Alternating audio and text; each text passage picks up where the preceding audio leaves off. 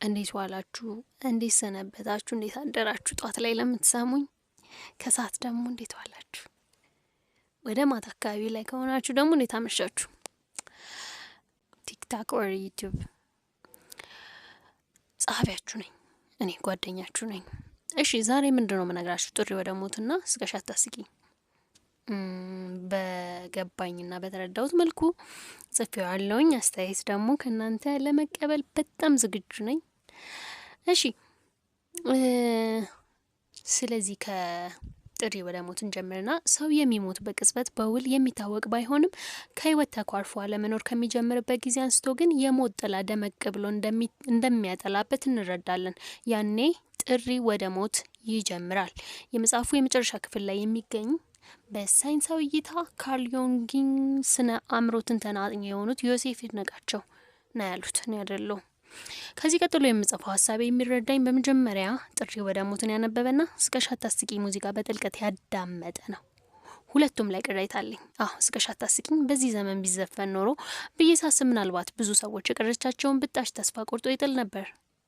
በዘፈኑ ውስጥ ከተጠቀሱ ሞትን ከሚያሳስቡ ነገሮች መሀል እናትሽ ወልዳሽ የሞተችው ላንቺ ጡት ከልክላ ልትል አጠባችው።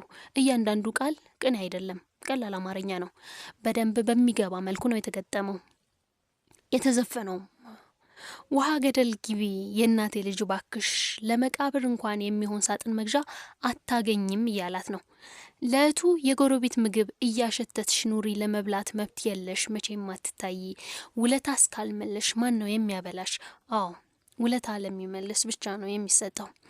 ደራሲው ወይም ገጣሚው ምን ያህል ነው በዚህ ደረጃ ሰውን ለክቶ የደረሰበት? ዘፋኙ ወይም እህቱ ጨከነባት ወይም ማዘነላት ለማለት ይከብዳል። ጥሪ ወደ ሞት እሱም ጋር እህት አለች። ሴቶች ሲሰቃዩ ማየት እንደ ሕዝብ እንደ ሀገር ደስ ይለናል መሰለኝ። በዚህ ጽሁፍ ውስጥ በእርግጥ እናቷ ጥላት አልሞተችም። ከዛ ይልቅ አብራ ሲጣርጋ ገላታለች እንጂ። በእርግጥ ሁለቱም ላይ ወንድሞቹ በህይወት ቀርተው ነበር። ወንድምየዎቹ። እናት በዚህ ደረጃ ትጨክናለች? አይታወቅም፣ ግን የማያባራ ትልቅ ስቃይ አሳልፈዋል። ችግር አልቸገረንም ትላለች እናቴ። ሁለቱም ላይ ሞትን ከስቃይ አቅልሎ ማየት ነበረበት። ሰዎች በዚህ ደረጃ ተቸግረው መኖር የለባቸውም ነው? ጥያቄ አለኝ። ከመቸገር ማግስት ያለውን ንጋት እንዳያዩ የሚያጨልም አይሆንም ወይ ነው? እሱም ይሆን በህይወት እኮ ትልቁ ግብ ራስን ማኖር፣ በህይወት ማቆየት ነው። ይልቅስ በብዙ ችግሮች መሀል ነው ትልቁ ደስታና ሀብት ያለው። ከመቸገር ብዛት መፍትሄ ይፈጠራል። እሱም ይቅር፣ ግን ለሰዎች በተለይ በብዙ ድብርት የተጠቁ ልጆች እንዳላት ሀገር እንዳላት ኢትዮጵያ በስቃይና መከራ የሚኖሩ አሁንም አሰቃቂ ዜናዎችን ከምታስተናግድ ሀገር ከጦርነትና ወንጀል ሳይሰራባቸው ድንገት ያመለጡ ልጆችን ምን ያስተምራል? እስኪ ምን ተሰማችሁ? ያነበባችሁት መጽሐፉ ሲጻፍም ይሁን ዘፈን ሲዘፈን በተለይ አደባባይ የሚወጣ እስከሆነ ድረስ ማን ይስማው ማን ያንብበው እርግጠኛ አንሆንም። ስለዚህ ገመድ እያቀበልኩ ነው ወይስ ድጋሜ የመኖር እድል እየሰጠው? ራሳችሁን ጠይቃችኋል ወይ? ጸሐፊውም ደራሲውም ሁሉም ዜማም የሰራለትም ጭምር። በእኔ አስተሳሰብ እንደ ድሮ ፖለቲካ ሴንሰርሺፕ የሚባል ነበር አይደለ? ድሮ ላይ መጽሐፍም ሲጻፍ ዘፈንም ሲወጣ ሳንሱር ነው የሚሉት፣ ሳንሱር ይሉታል። እና እንደዛ ተደርጎ ነበር የሚለቀቀው።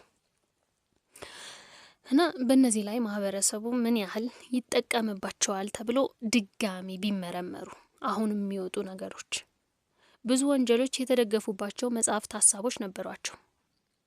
ማለት አብዛኞቹ ከመጽሐፍ አይቶ ወንጀል ይሰራል።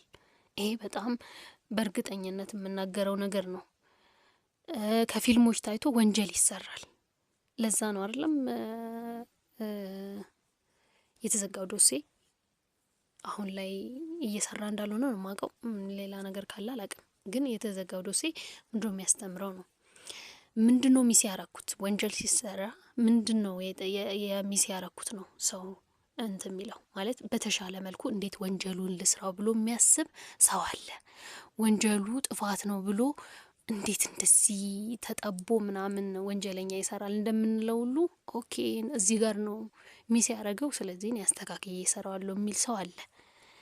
ስለዚህ አደባባይ ላይ የምናወጣው ነገር የትኛውን ነው ትምህርት የሚሰጠው? በጎውን ወይስ መጥፎውን? አንለይም ማለት እኛም እንትን ማድረግ ዲሳይድ ማድረግ አንችልም። የሚሰማው ሰው ነው ዲሳይድ የሚያደርገው። እኔ ራሱ አሁን አናውንስ እያረኩኝ ነው፣ ሞር እንዲያነቡት እያረኩኝ ነው፣ ማስታወቂያ የሰራውን አላቅም። ሜቢ ግን አንድን ሰው ሰፖርት ካረገ ነው።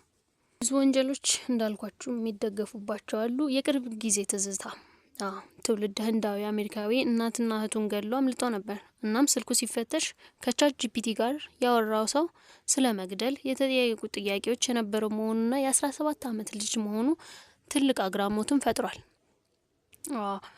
ቻት ጂፒቲ ጋር ተወያይቶ እንዴት መግደል እንደሚችል ቴክኒኮች ምናምን ጠይቆ ነበር። አክቹአሊ ቻት ጂፒቲ ምን እንደመለሰለት ያን ያህል የተብራራ ነገር አልሰማሁም ወይም አላነበብኩም። ጥሪ ወደ ሞት በመሰረቱ ከ18 ዓመት በላይ ይላል። ነገር ግን በየትም ይሁን በየት ታትሞ የተሰራጨን ነገር ከ18 ብለህ መገደብ አትችልም። ከ18ም ከ20 ምናምንም መገደብ አንችልም እስከለቀቅ ነው ድረስ። ያ ማለት መጽሐፍ አዘዋሪዎች ከ18 ዓመት በታች ለሆነ ሰው አይሸጡም ወይ ነው። ላይክ እንደ ቢራና አልኮል ነገሮች ከ21 በላይ ይላል አይደል? አሁን ግሮሰሪ ውስጥ ገብቶ የ17 ዓመት ልጅ ቢራ ስጠኝ ቢል ይከለክለዋል ወይ? ያገኘ ሁሉ ያነባዋል። ከ10 አንድ ሴት ተገዳ በምትደፈርበት ሀገር፣ አባቱ ባጠፋው ልጅ በሚቀጣበት ሀገር ሞትን ራስን ማጥፋትን የሚያበረታቱ ነገሮች ሁሉ መገደብ አለባቸው። ማንኛውም አስተያየት እቀበላለሁ።